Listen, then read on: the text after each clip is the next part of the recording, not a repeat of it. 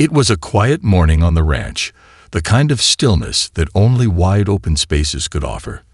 The sun was barely peeking over the horizon, casting a soft golden light across the dew-covered grass. The protagonist, a man of few words and even fewer worries, stood on his porch, sipping his coffee and watching the world come to life around him. For years, his property had been a sanctuary, a place where nothing and no one could disrupt his peace. But today, something felt different. A car approached in the distance, its sleek frame cutting through the haze of morning mist. It wasn't the usual delivery truck or the neighbor coming to check in. It was Karen, the self-appointed president of the Homeowners Association. Her bright, polished vehicle was as much a symbol of power as her perfectly manicured lawn. She had been nothing but trouble since the moment she moved in down the street, her eyes always scanning for something, anything, to report. And it wasn't just the tiny quirks of the neighborhood that caught her attention. No, Karen had a deep-seated need to control. The protagonist's fingers tightened around his coffee cup, the warmth doing nothing to soothe the sudden spike of tension in his chest. His quiet rural life had always been untouched by the reach of the HOA, until now. As the car pulled to a stop in front of his house, Karen stepped out. She was exactly as he remembered. Perfectly pressed clothes, a clipboard in hand, and that irritating air of superiority that seemed to cling to her. "Good morning," Karen said with a forced smile, her voice dripping with false cheer. "I was just in the neighborhood and thought I'd stop by for a little inspection." The protagonist raised an eyebrow, his jaw tightening. "Inspection?" he asked, though he already knew exactly what she meant. Karen adjusted her glasses, pulling a sheet of paper from her clipboard. "There are a few issues I've noticed. Nothing too serious, of course." She paused for effect, her eyes scanning the wide, open lawn like a hawk searching for prey. "For starters, your grass could use a trim. It's a bit longer than the HOA guidelines allow." The protagonist's mind immediately went on alert. He had always kept his lawn natural, letting the grass grow wild, a reflection of the land's true beauty.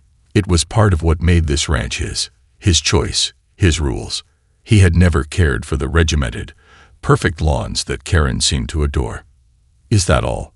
he asked, his voice measured but carrying a layer of warning. "Because I've made it clear before, this property is my own, and I don't intend to follow your HOA's petty rules." Karen's lips curled into a thin, patronizing smile. "Well, there's also the matter of the mailbox. It's not positioned properly according to the HOA standards. And your garden, it's a bit too wild, a bit chaotic. You need to clean it up." The words hung in the air like a trap. He could feel the invisible thread tightening around him, the air thick with impending conflict. There was no talking her down this time. Karen wasn't here to offer solutions. She was here to dictate terms. The protagonist's gaze hardened. His fingers twitched, but he forced himself to stay calm. "I've warned you before, Karen," he said, his voice low and controlled.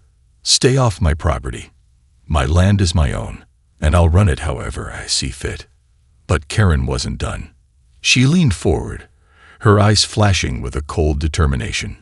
"If you don't fix these violations, we'll have no choice but to take further action.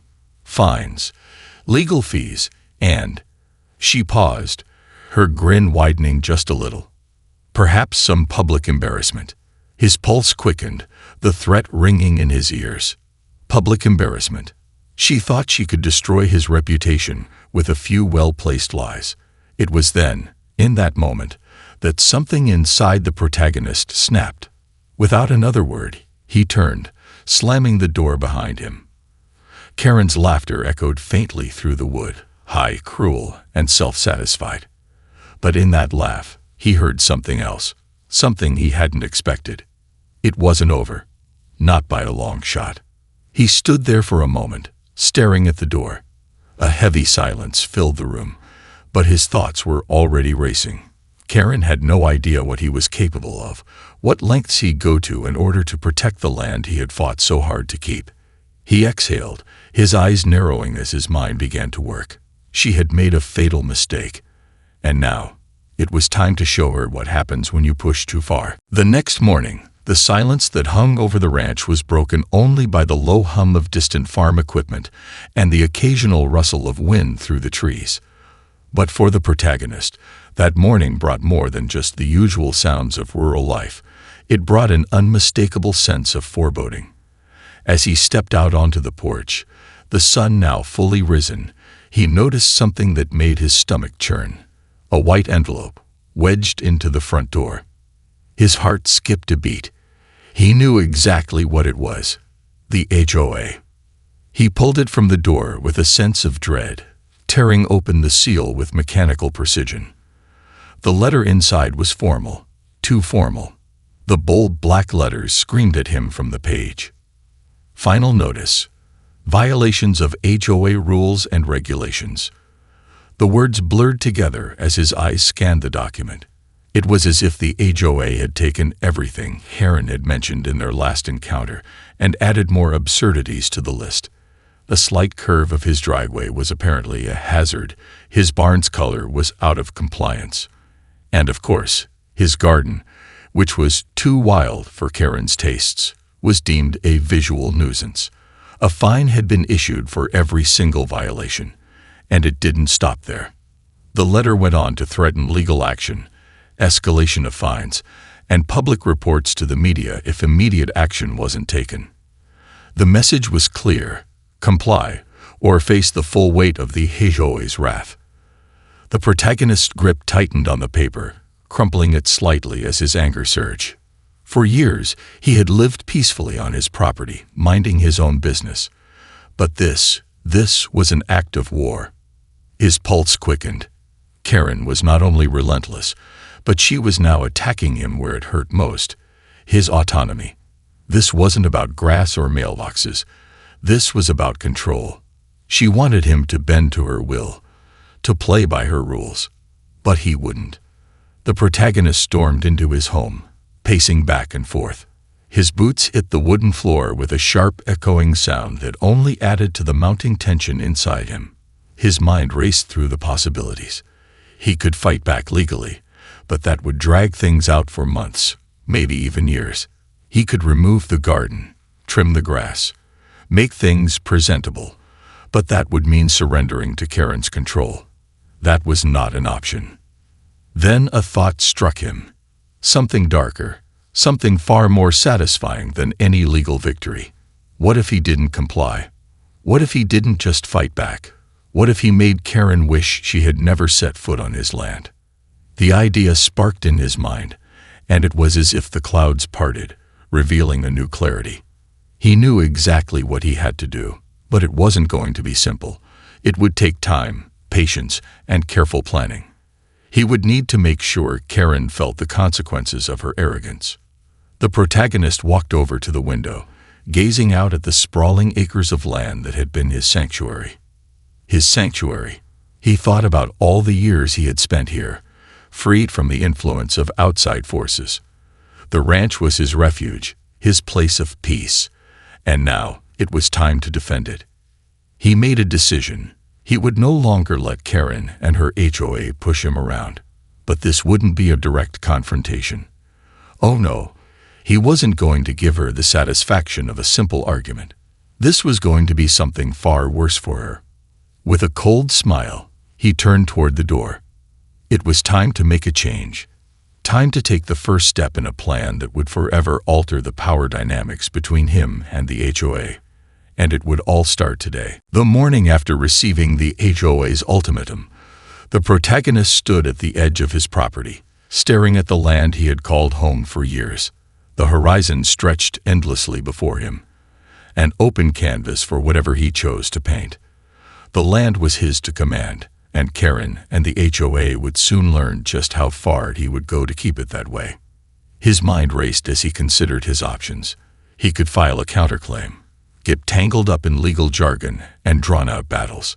Or he could do something more subtle, something that would leave Karen and her HOA bewildered, powerless, and scrambling for an explanation. That's when the idea came to him.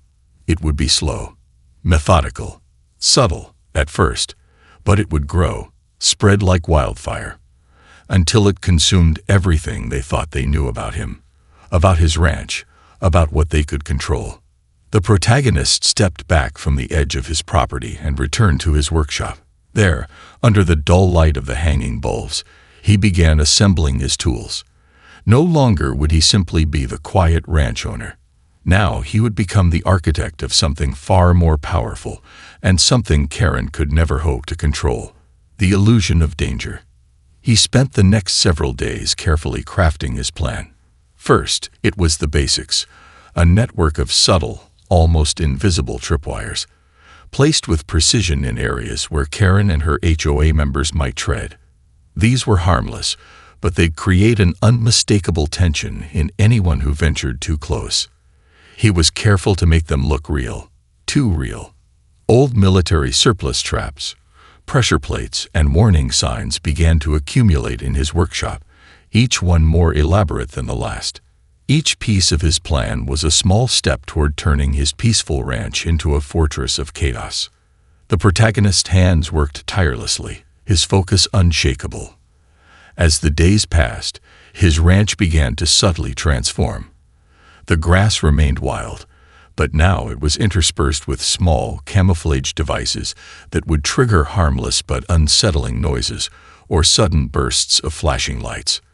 The barn, once merely a rustic outbuilding, was now surrounded by a network of tension wires, each one designed to make a visitor second-guess every step they took.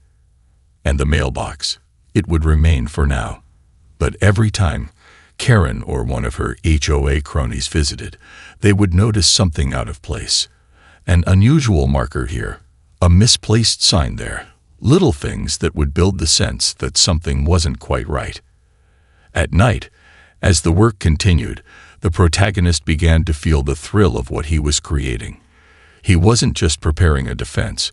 He was constructing a psychological maze that would leave anyone who dared trespass wondering if they were being watched. It wasn't enough to stop Karen. It was about control. For every strange contraption he installed, for every unsettling noise he engineered, the protagonist smiled to himself. He could already imagine Karen's face when she stepped onto his property again, unaware of the nightmare she was walking into. The sense of looming danger would gnaw at her, creeping beneath her skin, making her question every move. But the beauty of it, she would never be able to prove anything. His ranch would appear as it always had, wide open, inviting. But beneath the surface, it would become a maze of confusion and fear, a place where the HOA's authority had no power. The best part: the longer Karen and the others spent trying to figure it out, the more they would stumble into the trap of their own paranoia. His plan was almost complete. He just needed to sit back, wait for the right moment, and let the tension build. The first strike had been made.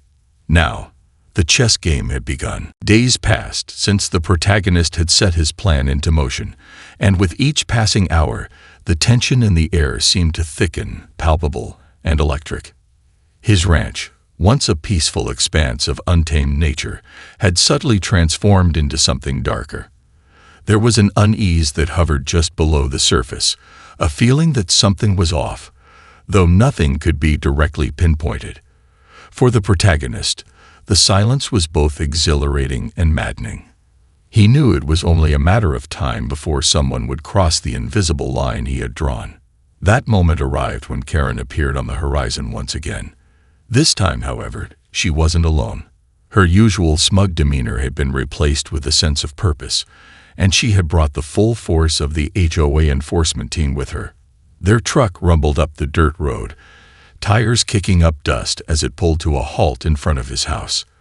The protagonist stood in his doorway, watching them, his fingers brushing lightly against the handle of the door as his eyes narrowed.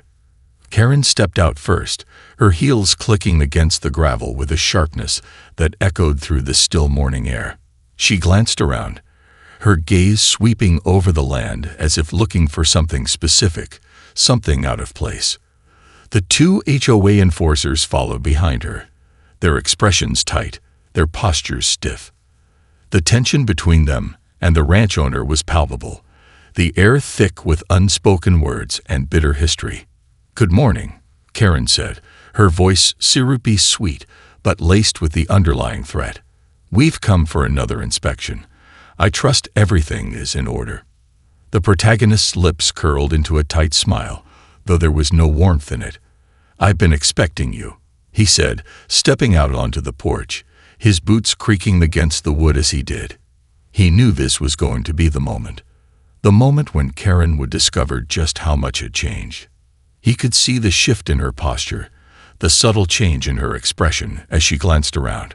Her eyes narrowed as she noticed the small details, the unnaturally straight line of tree branches that seemed to form a pattern, the rustling in the grass where something had been disturbed, the way the ground seemed to have shifted slightly underfoot. But the real sign came when one of the enforcers, stepping just a little too confidently, triggered the first of the traps. A sudden snap echoed through the air, followed by the loud crack of a pressure plate, and in the blink of an eye, the man was yanked backwards by an unseen force. His feet jerked out from under him, and he fell with a thud to the ground, his arms flailing for balance. It was a harmless prank, a loud noise, a quick jerk, but it was enough. The air grew thick with tension. Karen's face went pale as she rushed to the fallen enforcer's side. "What the hell was that?" she snapped, her voice rising with panic. "What are you doing here? Setting up booby traps?" Her words stumbled, her confidence cracking. The protagonist, still standing on his porch, said nothing at first. He simply watched, his expression unreadable. His silence spoke volumes, hanging in the air like a heavy fog. He could see the flicker of fear in Karen's eyes now, the realization that this was not the same property she had once thought she could control. As the enforcer scrambled to his feet, his face flushed with embarrassment and unease, Karen's gaze shot back to the protagonist. "What have you done?" she demanded, her voice sharp and incredulous. "You've turned this place into a—" "Into what, Karen?" he interrupted, his voice low and steady. "A place where people can't walk freely without fear of what they might step on. It's still my property. Nothing's changed except your perception." She took a step back, her eyes darting to the strange markers and devices that were now scattered across the yard. For the first time, she looked unsure. Her feet shuffled slightly as if testing the ground beneath her, but she didn't move further. There was an invisible boundary that had been crossed, and now she could feel it. The protagonist's smile deepened, though it was no longer a smile of warmth. It was the smile of a predator watching its prey, knowing that the game had only just begun. "You should have listened to me, Karen," he said softly. "I warned you not to come back." Karen opened her mouth to respond, but her words faltered. She was no longer sure of herself. Her entire posture had shifted. What had once been brimming with self-assurance was now clouded with doubt. She couldn't deny it now. The protagonist had turned the tables, and she had walked right into his trap. The aftermath of the first encounter with the traps was like a ripple in calm water, an unsettling disturbance that spread slowly but surely. Karen had quickly ushered her team off the property after the enforcer's fall, and the protagonist watched them retreat with a sense of quiet satisfaction. He knew they would be back. They always came back. But next time, they wouldn't just be unprepared. They would be scared. The ranch had a new aura to it now, something unspoken that lingered in the air, something primal. Karen and the HOA had stepped into a realm where they no longer controlled the narrative. The protagonist wasn't simply a nuisance. He had become a force, something that made their every move feel calculated and uncertain. But as the days passed, the HOA's response began to feel more desperate, more aggressive. 2 days later, a large black SUV appeared at the end of the dirt road again. This time, Karen was not alone.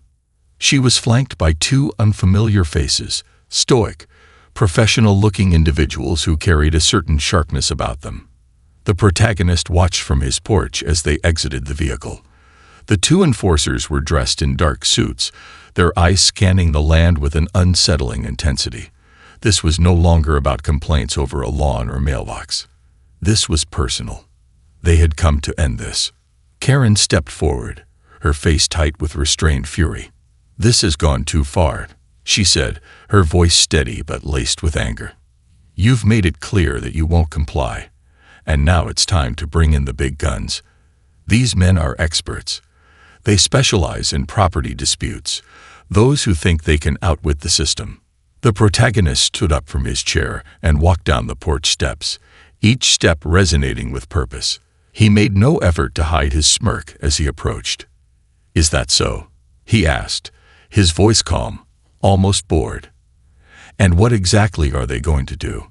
Sue me for a few harmless devices, or is this about you trying to win control?"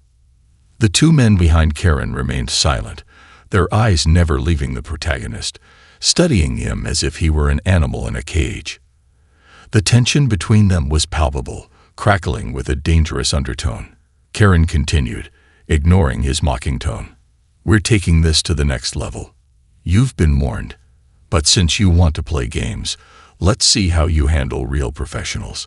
If you think these little tricks are going to scare us off, you're wrong. The HOA will make sure you lose everything. Your land, your privacy, everything." The protagonist didn't flinch. In fact, his smile only deepened, the corners of his mouth curling with a hint of something darker. "Karen, you still don't get it," he said, his voice dropping to a low, almost menacing whisper. "You think this is about control. You think this is a game. But you've stepped into something far more dangerous. This ranch is not just property. It's a place where I get to decide who plays by the rules." The enforcers exchanged a brief, unreadable glance. Karen's lips tightened, and she nodded to them. One of the men reached into the back of the SUV and pulled out a large, heavy-duty camera. "We'll be documenting everything," he said coldly, as if the words alone would make the protagonist quake in fear. "You've taken things too far. This is the beginning of the end for you."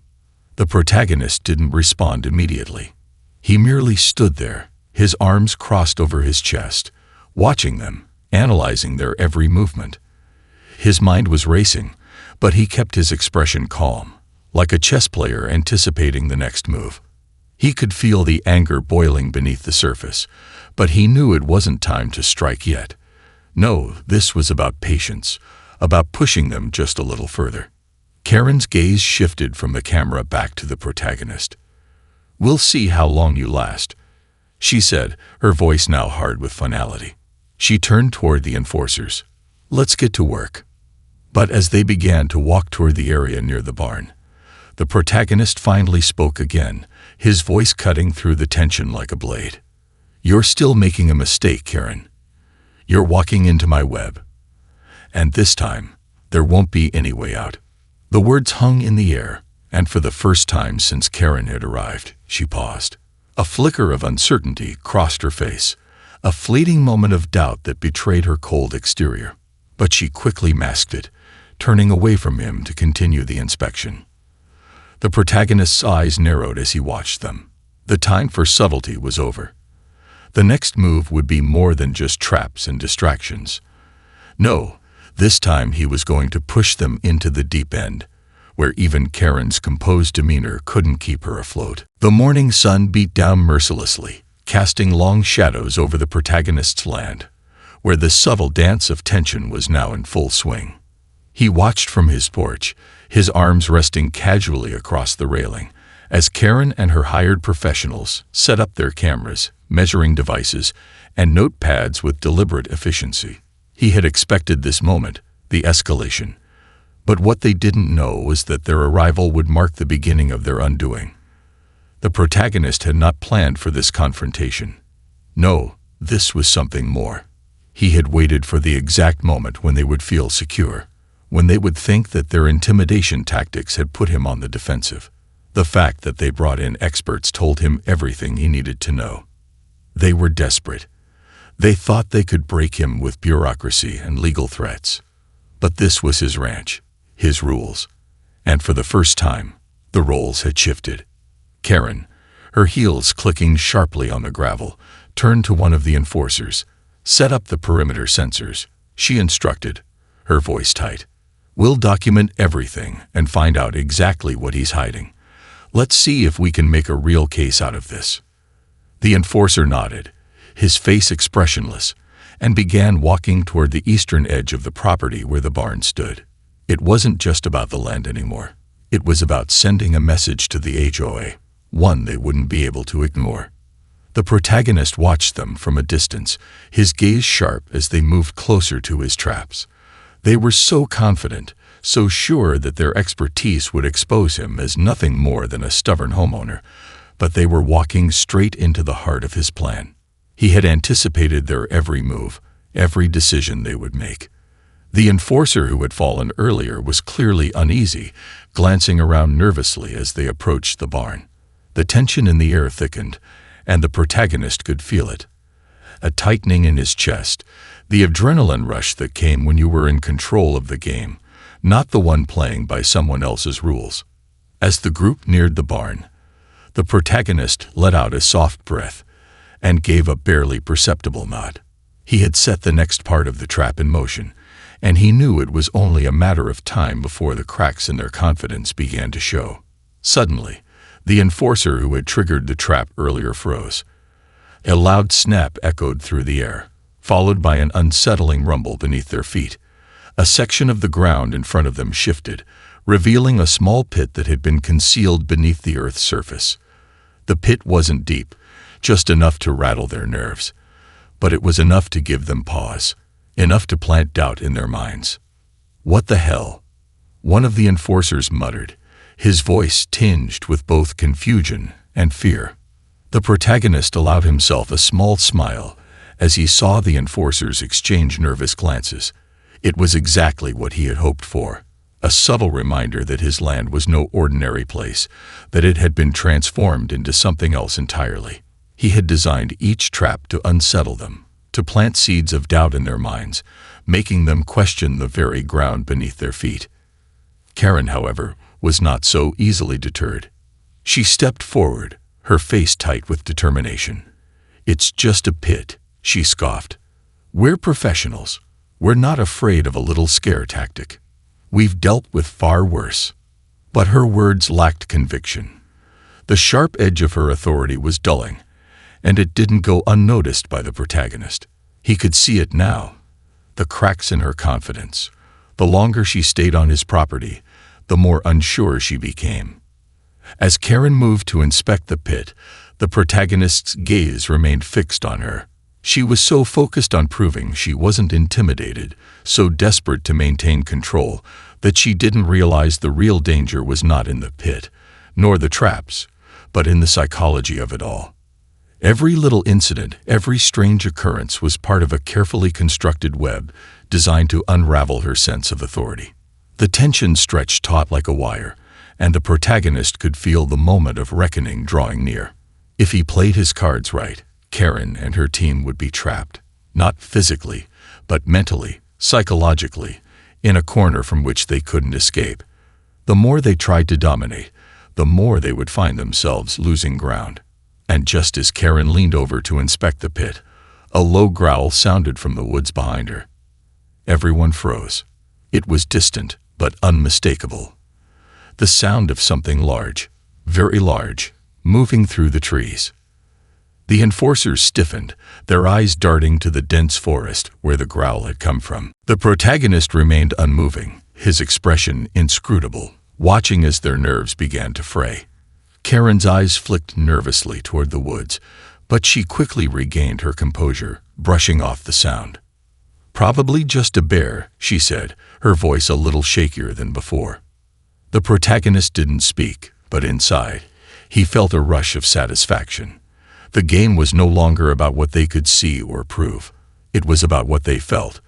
The unease, the creeping sensation that something far worse was lurking just out of sight. And that was what would make them crack. The growl from the woods echoed again, deeper and closer, sending a ripple of unease through the group. This time, the enforcers didn't hesitate. They stood stock still, eyes wide with sudden awareness, scanning the shadows at the edge of the trees. Even Karen, normally so composed, stiffened, her gaze darting nervously toward the source of the sound. "It's probably just an animal," she repeated, though her voice now lacked its usual confidence. "Bear, cougar, whatever. We're professionals. We can handle this." But the uncertainty in her voice was impossible to miss. The protagonist, standing motionless on his porch, watched them carefully. The tension was now palpable, a thick fog hanging in the air. The growl had done its work. It had planted the seed of doubt. And now, it was only a matter of time before that seed sprouted into full-blown paranoia. The land had always been wild, untamed, and now it was turning against them. Their own nerves were their biggest enemy, and the protagonist knew it. Karen's grip on her clipboard tightened, her knuckles going white. She took a step forward, as if to demonstrate control, but her steps were hesitant, careful, as though the ground beneath her was no longer a place she could trust. "Let's just finish the inspection and get out of here," she muttered under her breath, though the order seemed as much for herself as it was for her team. But the protagonist knew it wasn't just about the inspection anymore. It had never been. This was now a battle of willpower, a contest of who would break first. The problem was, Karen's team wasn't used to this. They were trained for procedures, for control. They weren't prepared for psychological warfare. They weren't prepared for the land itself to become an adversary. Without warning, the growl came again. This time, closer. The air seemed to hum with a growing sense of menace. One of the enforcers flinched. It was small, almost imperceptible, but it was there. And in that moment, the protagonist felt the shift. He knew it wouldn't take much more for them to collapse under the pressure. A low, rumbling growl vibrated from deeper in the forest, sending a shiver down Karen's spine. Her eyes widened, her lips pressing into a thin line. She turned to the enforcers, but her voice came out strained. "Get the cameras up. We're not leaving until we have everything documented. Let's finish this." But as they moved to continue their work, the protagonist took a single step forward, his boots grinding softly against the dirt, breaking the fragile silence. The sound was barely noticeable, but it was enough. Karen turned to face him, and for the first time, there was a flicker of hesitation in her eyes. "Are you trying to scare me too?" she asked, her voice sharp, but betraying a trace of doubt. The protagonist didn't answer immediately. Instead, he tilted his head slightly, his expression unreadable. His smile, small, almost imperceptible, was full of knowing. "I'm not trying to scare you, Karen," he said calmly, his voice steady, barely above a whisper. "I'm showing you what you don't understand. You think you can control this land, that you can make it bow to your rules. But it doesn't work like that." Karen opened her mouth to respond, but no words came out. Instead, she stepped back instinctively, the fear creeping in despite her best efforts to appear unaffected. Her gaze flickered to the enforcers, as if silently pleading for them to assert control, to return to the comfort of procedure. But they were no longer sure. The confident facade was beginning to crack, piece by piece. Suddenly, there was a rustling noise in the trees behind them. The enforcers froze, their eyes wide, muscles tensed, and the protagonist felt the tension reach its breaking point. It was no longer about the growls. It was about their fear, the way they were being manipulated by the environment itself. The enforcers began to move, slowly, cautiously, toward the woods, where the shadows loomed like dark specters. The protagonist allowed them to get a few steps closer before speaking again, his voice a quiet, almost teasing tone. "Do you really want to go in there?" he asked, a small laugh slipping into his voice. "You know what's waiting for you." Karen turned sharply to face him, her face flushed with frustration and something deeper, dread. Her hand clenched into a fist at her side. "This is ridiculous," she hissed, clearly fighting to maintain control of the situation. "We're not afraid of you or your games." But the doubt had settled in her voice. The growls, the traps, the tricks, the mind games, every inch of the land had conspired to make them second-guess their every step. The protagonist had made it clear. The stakes had just been raised. A sudden crash echoed from the forest, the sound of something large crashing through the underbrush. The enforcers froze once again, looking at each other, the tension thick in the air. Karen, her composure now visibly fraying, hesitated before making a decision. Her eyes locked with the protagonists, and in that instant, the final barrier between them cracked. She knew what this was now. This was no longer about rules or laws. It was a battle of wills, and she wasn't sure who was winning. The forest beyond the barn had fallen silent. The growls, the rustling, the eerie sounds that had haunted their every move were gone, leaving only a tense, suffocating quiet in their wake. But the damage had already been done. The enforcers, once so sure of themselves, now moved with an uncertainty that was impossible to ignore. Their confident strides had become hesitant, their eyes flickering nervously toward the edge of the woods, as if expecting something, or someone, to emerge from the shadows. Karen stood at the center, her arms crossed tightly over her chest. Her face was pale, her brow furrowed in a mixture of frustration and fear. The illusion of control she had carried so confidently was now shattered, and the weight of it seemed to press down on her, making her seem smaller, more vulnerable than she had ever appeared before. The protagonist's gaze remained steady on her, his posture relaxed, but beneath the calm exterior, his mind was alive with strategy. He had pushed her to the edge, made her question everything she thought she knew, and now he was ready to finish what he had started. He took a slow step forward, the crunch of gravel under his boots piercing the silence. The enforcers snapped their heads toward him, their eyes narrowing. Karen's gaze shifted to the ground, her jaw tightening, as though unwilling to acknowledge the change in power dynamics. "I told you," the protagonist said, his voice low and measured. "This land doesn't play by your rules. You wanted to prove a point. You thought you could break me, make me bow down to the HOA's control. But you've underestimated me. And now you've walked right into my trap."